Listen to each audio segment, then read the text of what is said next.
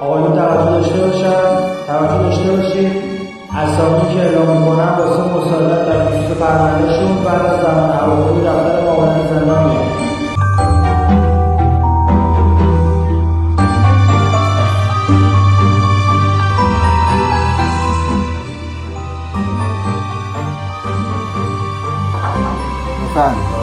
سلام علیکم.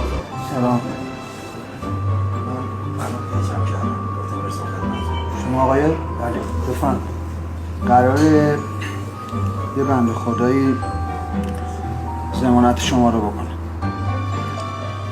یه آدم بسیار عالی، یکی از نزدیکانه.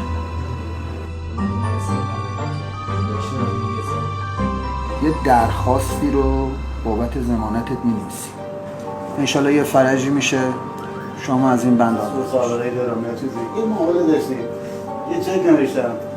آقا من فقط یه بچه مریض دارم، نوناورشون هم منم.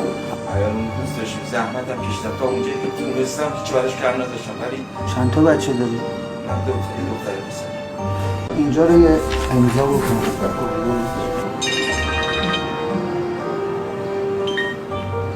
سلام علیکم و رحمت الله. حالتون چطوره؟ خوب هستین؟ نه این بنده خدا اینجا تشریف داره. ایشون هم شما رو میشناسه. چی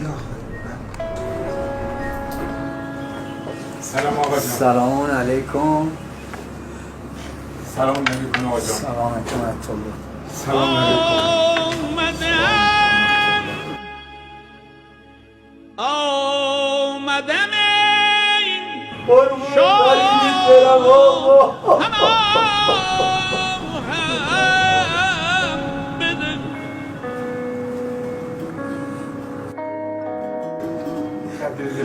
جان